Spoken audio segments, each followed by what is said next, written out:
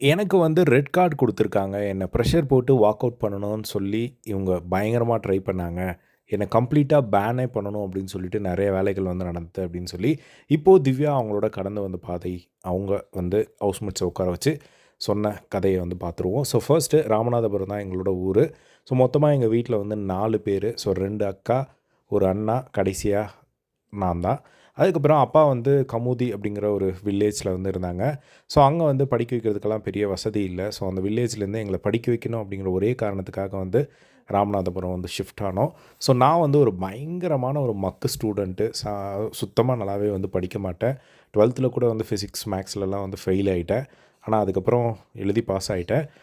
என்னோட ஸ்கூலிங் எப்படி இருந்தது அப்படின்னா வந்து, நான் ஸ்கூல்ல வந்து ரொம்ப மக்கான ஒரு ஸ்டூடண்ட்டு. வெளிய நிக்கிறது, சொல்ற விஷயங்கள கேட்காம இந்த மாரி பண்ணிட்டுருப்பேன். ஆனா அப்ப அந்த டைம்ல வந்து அப்பா வந்து கோர்ட்ல வந்து ஒர்க் பண்ணிட்டுருந்தாரு. ஸோ அப்போ வந்து ஏதாவது ஒரு கேஸ் நடக்குது அப்படின்னா, அப்பா கூட வந்து நான் போவேன். அங்க வந்து அட்வொகேட்ஸ் எல்லாம் வந்து பார்க்கும்போது, அவங்கலாம் சூப்பர்வா பண்றாங்களே அப்படின்னு சொல்லி, எனக்கு வந்து அட்வொகேட் ஆகணும் அப்படின்னு சொல்லி ரொம்ப ஆசையா இருக்கும். அப்போ வந்து எல்லாமே வந்து ஆசையா இருந்து என்ன பிரயோஜனம்? படிப்பு சரியா வராம எல்லாத்துலயும் வந்து ஃபெயில் ஆகிட்டே இருந்தேன். அதுக்கப்புறமா ஒரு நாள் வந்து திடீர்னு எங்க அப்பாகிட்ட வந்து அ போம்போது கோர்ட்ல ஒரு ஜட்ஜு, ஒரு டார்க்கா ஒரு ஜட்ஜ் இருக்காங்க. ஸோ அந்த அம்மாவ பார்த்துட்டு எல்லாருமே வந்து பயங்கர ஒரு ரெஸ்பெக்ட் வந்து குடுக்குறாங்க. அத பார்த்தோனே எனக்கு வந்து அடுத்து ஜட்ஜ் தான் ஆகணும் அப்படின்னு சொல்லி எனக்கு ஒரு ஆசை வந்தது. பட் அன்ஃபார்ச்சுனேட்டா அப்பயும் வந்து எனக்கு நல்லா படிப்பு ஏறாம 12ல வந்து ஃபெயில் ஆனேன். அதுக்கப்புறம் கிளியர் பண்ணேன். அதுக்கப்புறம் காலேஜ். ஸோ காலேஜ் எதுக்கு படிச்சேன் அப்படின்னே வந்து எனக்கு தெரியாது. என்ன வந்து உமென்ஸ் காலேஜ்ல எடுத்துட்டு போய் சேர்த்தாங்க. ஏன் படிச்சேன்னு இப்போ வரையும் எனக்கு வந்து தெரியாது. அரியர்ஸ் மட்டும் எனக்கு அவ்ளோ இருக்கு. அதுக்கப்புறமா என்ன பண்ணுறதுன்னு தெரியாம ஒரு டைம் வந்து எங்க அக்கா வீட்டுக்கு வந்து சென்னைக்கு வந்து போறதுக்கான ஒரு வாய்ப்பு கிடைச்சது. நான் அப்போ வரையும் நான் வளர்ந்த ஒரு விதமே வேற. ஸோ எனக்கு சுத்தி நடந்த விஷயங்களே வேற. சென்னை மாரி ஒரு ஊருக்கு வந்ததுக்கப்புறம், எனக்கு லிட்ரலா டோட்டலா ஒரு டிஃப்ரெண்ட்டான ஒரு வேர்ல்டுக்கு வந்த மாரி வந்து இருந்தது.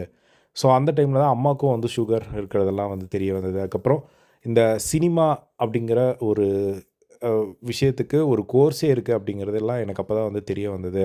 அப்போ வந்து கிட் எங்க அக்கா மூலமா வந்து ஏதோ ஒரு ஆப்பர்ச்சுனிட்டி வந்து வந்தது. என்கிட்டலாம் அப்போ வரையும் ஃபோனே இல்ல. அப்போ வந்து ஒரு ஆட் ஷூட்டோ சம்திங் ஏதோ ஒரு ஆப்பர்ச்சுனிட்டி வந்தது. அதன் மூலமா வந்து எனக்கு ஒரு சீரியல்ல வந்து வாய்ப்பு கிடைக்கிறதுக்கு, ஏதோ ஒரே ஒரு சீன்ல மட்டும் வாய்ப்பு கிடைக்கிறதுக்கு வந்து கூப்பிட்டுருக்காங்க. அது சோனியா அகர்வால் 7ஜி ரெயின்போ காலனி ஹீரோயின். அவங்க வந்து ஏதோ ஒரு சீரியல்ல வந்து பண்ணியிருப்பாங்க போல. அதில வந்து ஏதோ ஒரு சீனுக்கு மட்டும் கூப்பிட்டுருப்பாங்க போல. இவங்களும் போயிருக்காங்க. பட் அன்ஃபார்ச்சுனேட்டா அங்க வந்து பயங்கரமா பயம் வந்து ஷிவரிங் ஆகி அவங்க வந்து ரிட்டர்னே வீட்டுக்கே வந்து வந்துட்டாங்களாம். அதே மாரி அதுக்கப்புறமா ஒரு ஆப்பர்ச்சுனிட்டி வந்து கிடைச்சிருக்கு. ஸோ, அதுக்கப்புறம் அந்த ஒரு ஆப்பர்ச்சுனிட்டி யூஸ் பண்ணி, இந்த மாரி நெறைய கேரக்டர்ஸ் வந்து பண்ணியிருக்காங்களாம். ஃபர்ஸ்ட் சீரியலே வந்து ஒரு அம்மா, 2 குழந்தைங்களுக்கு ஒரு அம்மாவா வந்து நடிச்சிருக்காங்க. அதுக்கப்புறம் ஒரு செகண்ட் லீடா வந்து பண்ணியிருக்காங்க. அதே மாரி 3 வருஷமா வந்து எப்படின்னே தெரியல. ஆனா நெறைய விஷயங்கள் வந்து நான் பண்ணிட்டே இருந்தேன். அப்போ தான் நான் ரியலைஸ் பண்ணேன், ஃபேமிலி கூட வந்து எனக்கு ஒரு பெரிய ஒரு கேப் வந்துருச்சு இந்த சீரியல் பண்ணும்போது. போய் பார்க்கறது இல்ல. அப்பா அப்பாக்கும் வந்து எனக்கு பெருசா வந்து நான் நடிக்கிறதெல்லாம் வந்து பிடிக்காம போயிடுச்சு. ஸோ ஃபேமிலி கூட அந்த ஒரு பாண்டே வந்து ரொம்ப கேப் ஆன மாரி வந்து இருந்தது. அதுக்கப்புறமா வந்து நெக்ஸ்ட்டு அந்த நான் சீரியல் நடிச்ச அந்த தருணங்கள்ல நான் நெறைய விஷயங்கள் வந்து லேர்ன் பண்ணேன். 10 வருஷம் வந்து அப்படியே வந்து போயிடுச்சு. நெறைய ஃப்ரெண்ட்ஸ் வந்து எனக்கு ஆனாங்க. ஆனா ஃபேமிலி கூட மட்டும் அந்த ஒரு கேப் ஆயிடுச்சு. ஸோ எனக்கு நெறைய ப்ராப்ளம் வந்து வந்தது இந்த சீரியல் நடிக்கும்போது. ஒரு லெவலுக்கு மேல நான் வீட்டுக்கே வந்து போயிட்டேன். அதுக்கப்புறம் திரும்பவும் ஒரு ஆப்பர்ச்சுனிட்டி கிடைக்குது.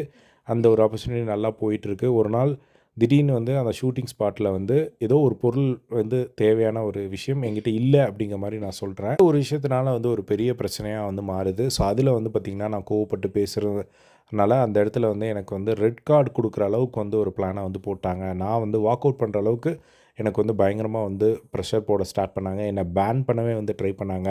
ஸோ, அப்போ வந்து நான் அதுலேருந்து வந்து விலகிட்டேன். ஸோ, இது எல்லாத்துக்கும் காரணம் என்னோட கோவம் தான் எனக்கு ஒரு பிரச்சனையா இருந்தது அப்படிங்கிற மாரி எல்லாருமே சொல்லிக்கிட்டு இருந்தாங்க.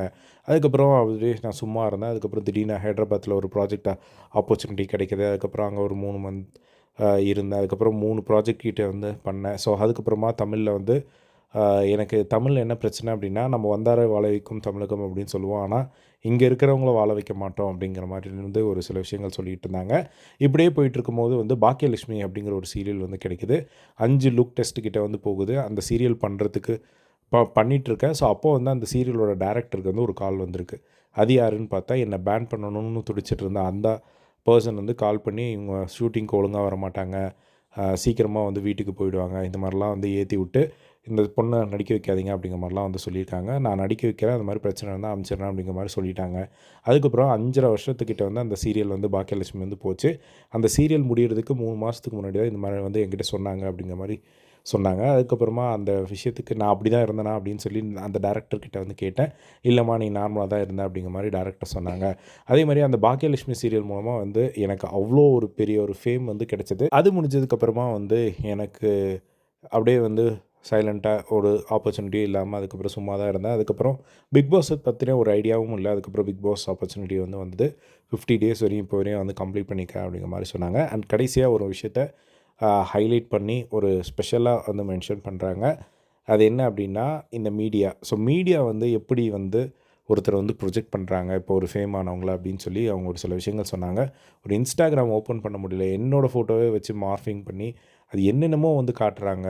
ஒரு ப்ராப்ளம் எனக்கு எப்படி அப்படின்னா, நான் ஒரு சின்ன ஒரு ப்ராப்ளத்தினால ஒரு இந்த மீடியா விட்டே போகிற அளவுக்கு ஒரு கிவ் அப் பண்ணுற நிலைமைக்கு வந்து நான் வந்துட்டேன். ஸோ அதுக்கப்புறமா என்ன பண்ணுறதுன்னு தெரியாமல் இருந்தப்போ, சரி நீ என்ன வேணால் பேசுடா அப்படின்னு சொல்லி நான் பவுன்ஸ் பேக் ஆகி இப்போ வந்து நான் மீடியாவில் நீ என்ன வேணால் பேசி அவ்வளோதானே உன்னால் பேச முடியும் அப்படிங்கிற மாதிரி வந்து நான் ஒரு நிலைமைக்கு வந்து வந்துட்டேன். ஸோ எங்கள் அப்பாக்கெல்லாம் வந்து ரொம்ப பயம் இருந்தது. என்ன சினிமாவில் இருக்கனே அப்படிங்கிற பயம் கிடையாது. என்ன பேசுவாங்க, என்ன தப்பாக பேசுவாங்க அப்படிங்கிற ஒரு பயம் தான் வந்து நிறையா இருந்தது. ஆனால் இந்த மீடியா பீப்புளுக்கு நான் ஒரு ரெக்வெஸ்ட்டாக வந்து வச்சுருக்கேன். ஸோ அவங்களுக்கும் ஒரு லைஃப் இருக்குது. அவங்களும் உங்களை மாதிரி ஒரு டெய்லி ஜாப்க்கு போயிட்டு வர ஆட்கள் தான். ஸோ அதை புரிஞ்சுக்கோங்க அப்படிங்கிற மாதிரி ஒரு ரெக்வெஸ்ட் மாதிரி வந்து வச்சு முடிச்சது வந்து பார்க்க முடிஞ்சுது. இந்த ஸ்டோரியில் வந்து பார்த்திங்கன்னா, கமருதீன் கூட நடித்த சீரியல் பற்றி சொல்லுவாங்கன்னு பார்த்தா அதை பற்றி எதுவுமே வந்து சொல்லலை. ஸோ இதுதான் அவங்க ஷேர் பண்ணது. ஸோ இதே மாதிரிலாம் பிக் பாஸ் லைவ் அப்படியே தெரிஞ்சுக்க நம்மளோட சேனலை சப்ஸ்கிரைப் பண்ணி சப்போர்ட் பண்ணுங்கள். தேங்க்ஸ் ஃபார் வாட்சிங். பை.